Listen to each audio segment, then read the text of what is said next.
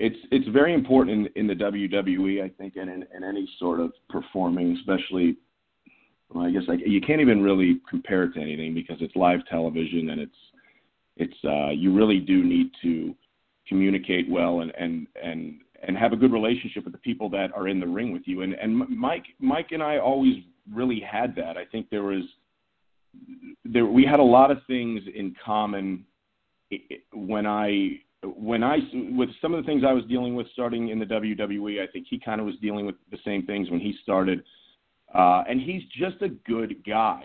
I hate to ruin his, he is annoying. He is very much the guy you see on TV for sure. He is very annoying, and he has his way of talking to you and delivering information to you that will drive you out of your mind for sure.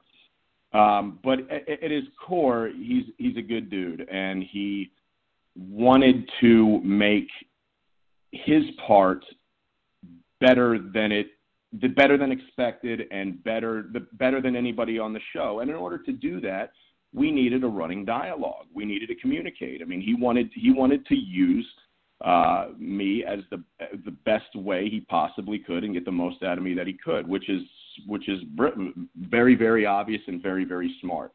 But unfortunately, only a couple people will see it that way. And he always, when it came to me, he didn't have an ego. Like I said, he spoke up in meetings for me. He suggested that I do things because they made sense. I was then able to, just be very creative, throw ideas off him.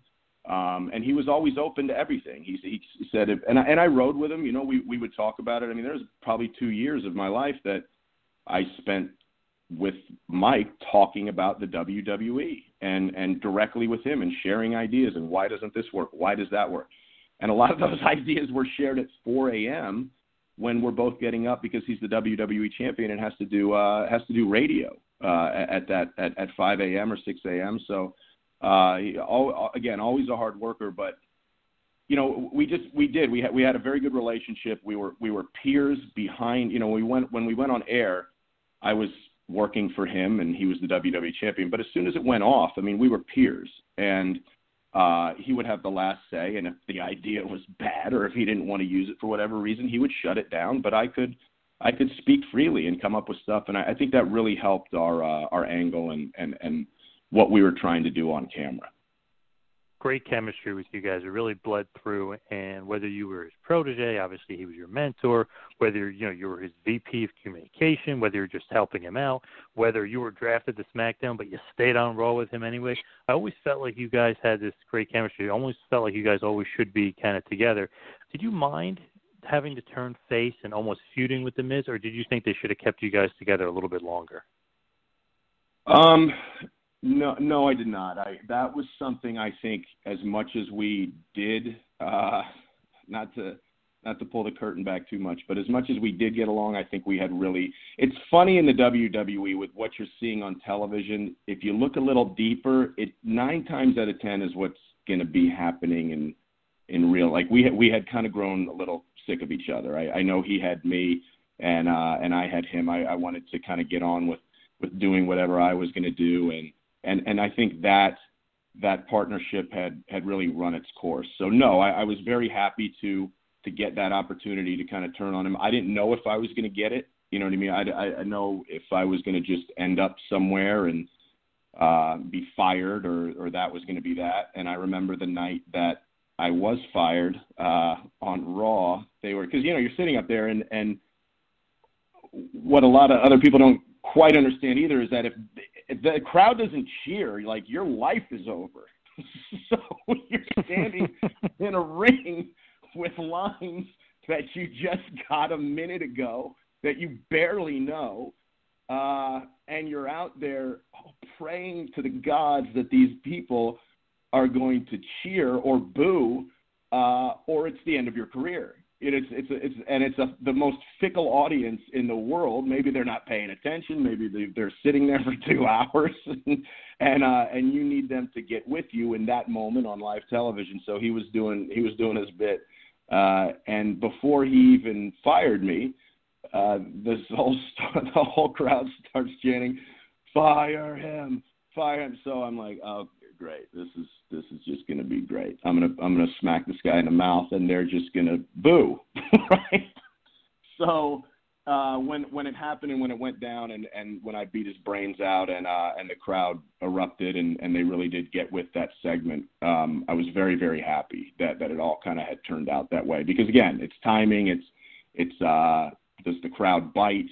And you only get one chance. You get one chance on live TV, and at that point I had 11 years in it. So that's a lot of time to have come down to one moment. Did you think, I know you guys obviously had a feud, Capital Punishment, Raw, kind of back and forth. You had a feud.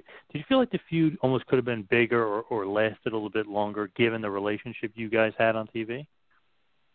Yeah, sure. I think anything. I think that's the hard part with what goes on at WWE. I think there's a lot of guys when you're climbing the mountain. They're to get on television with the WWE is very, very. It's extremely hard. It's a dream come true, and it's very select few people get there.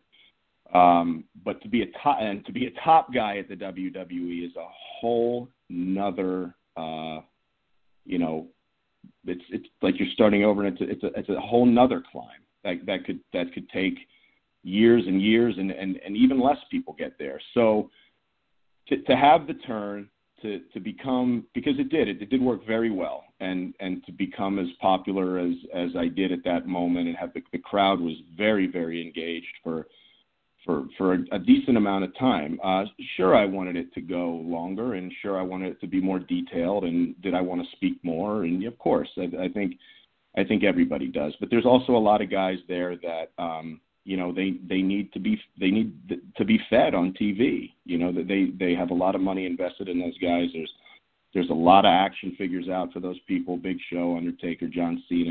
Edge was there.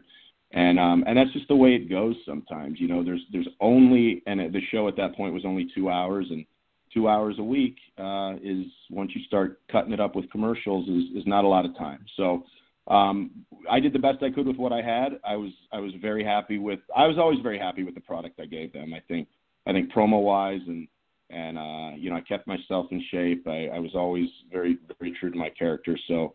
I was always proud of my work there, but of course, I would have loved to have been WWE champion and ending the show with 30 minutes about my life story as Alex Riley growing up and all that stuff. But it's just not the way it happens.